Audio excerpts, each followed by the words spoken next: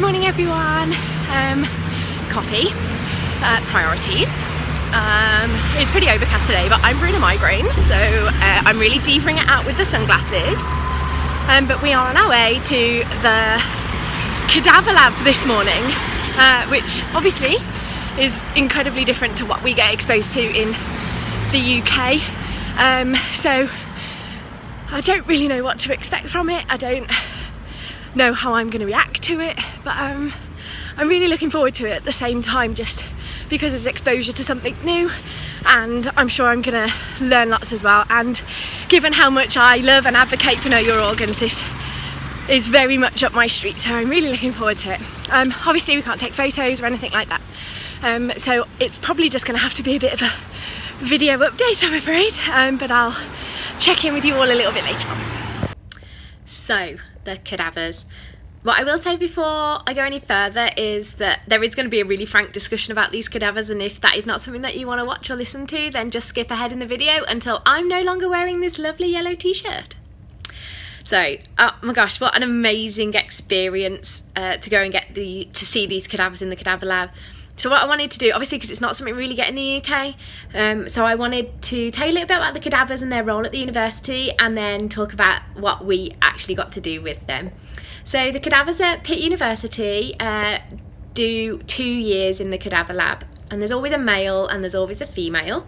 So the female has been here for just over a year, so she is the most recent of the two, and the male has been here for just shy of 2 years, so he's coming to the end of his tenure, if you like, of being in the lab. And so they're at various states of dissection, and what happens with the students here is that as they learn about different organs and body systems, they get to dissect these cadavers as they go along in their programme. And speaking from personal experience, I know how helpful such a tactile approach can be, and if you follow me on here, you'll know what a massive advocate of Know Your Organs I am. And so to get to go and see the cadavers and to go and experience the human body with a human body was just an absolutely phenomenal experience, and I don't use that word lightly, and it really was. I absolutely loved it. So we were in the lab with Jake, who's one of the AMP professors here at the university, and we were with him for about an hour. And we started with the female cadaver. She had died of cancer. She'd had a mastectomy. She still had her Mediport in her upper chest. She had bruising on her abdomen. So we got to have a bit of a conversation about sort of the end of her life and the procedures she will have had. And we also, well, what fascinated me the most actually about her was the female reproductive anatomy. You know, in a textbook, they present like the ovaries and the uterus as quite large organs. In actual fact, they're really not. So I thought like the ovary was maybe the size, well, just smaller than a plum. But in reality, it's like the size of a peach stone. And that was amazing to me because, well, A, that human life can come from there, but B, just how much more I appreciated how painful ovarian cysts are, because when you've got cysts on those tiny little organs, no wonder it hurts so much. So yeah, I really enjoyed working with the female cadaver for that particular reason.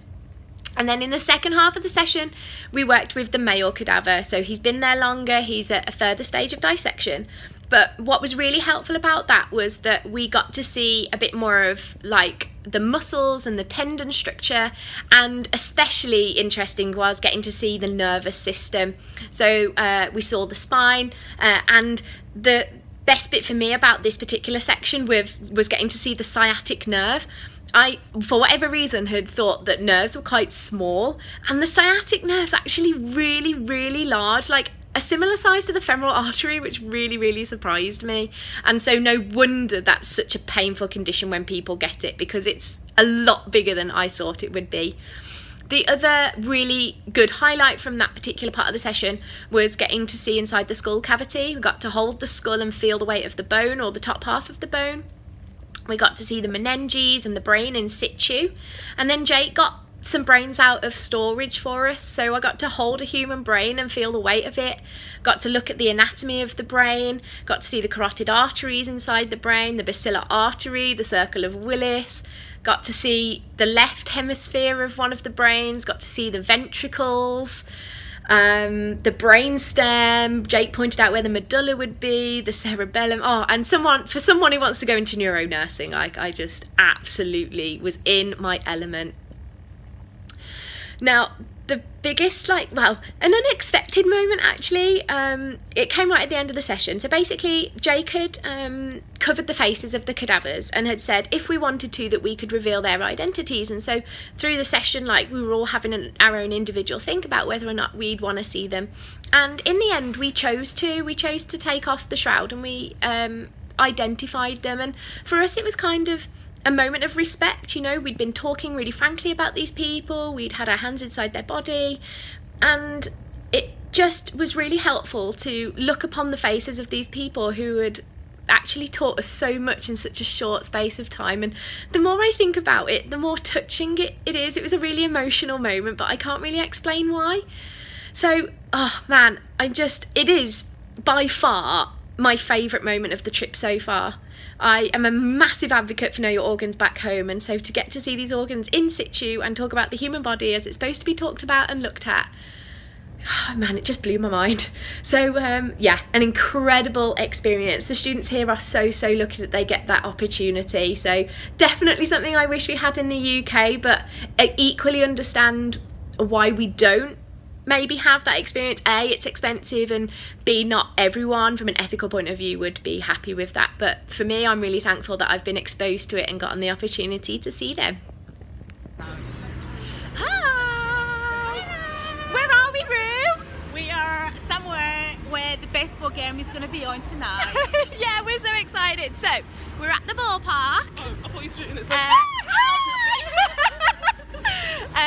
and we are about to go and watch a baseball game, and I'm so excited. Had a big sleep this afternoon, I'm feeling a lot better, much less likely like I'm going to be ill, so that's really exciting. And I'll film inside the stadium and let you all know how it's going on. I'll see you later. Hi! So this really cool thing just happened where this special lady scanned a ticket, and if you get a lucky ticket you get to go down there in the really good seats with special restaurants and special bars, and one of us had a lucky ticket. How exciting is that?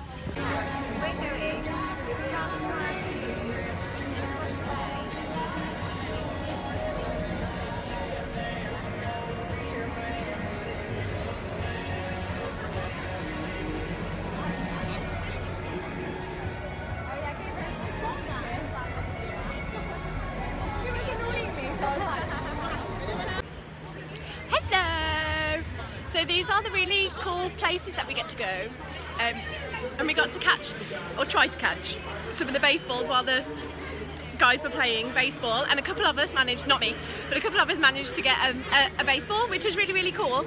But we think, because our seats are here, and it's a really good view of all the pitching and all the game that's going on. So while we did get in down here, we think we're going to move up to the other side of the ballpark so that we can see the game a little bit better. But how exciting have we got to come here? Woohoo! Bye!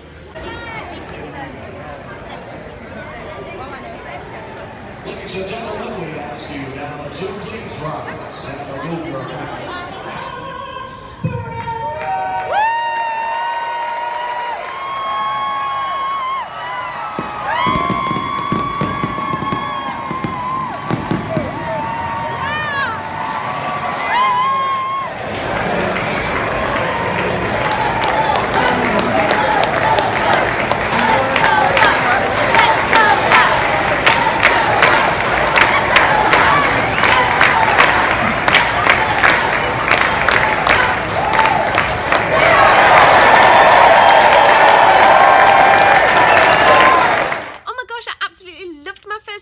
It's kind of like the American equivalent of cricket. It's a bit slow, but it gives you lots of chance to chat with your friends and just make it a really nice social occasion.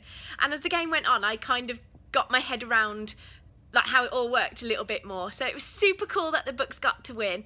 Now, I don't fully intend on having any major updates this weekend. I'm going to sit in my pyjamas, I might go to the gym a couple of times, I'm going to watch the Steelers game Saturday evening, but beyond that I'm not going to be doing a lot. So the next time I catch up with you guys will be on Monday, and on Monday we're heading to the Stat Medivac helicopters, so you want to stick around for that one. I'll see you all super soon. Bye!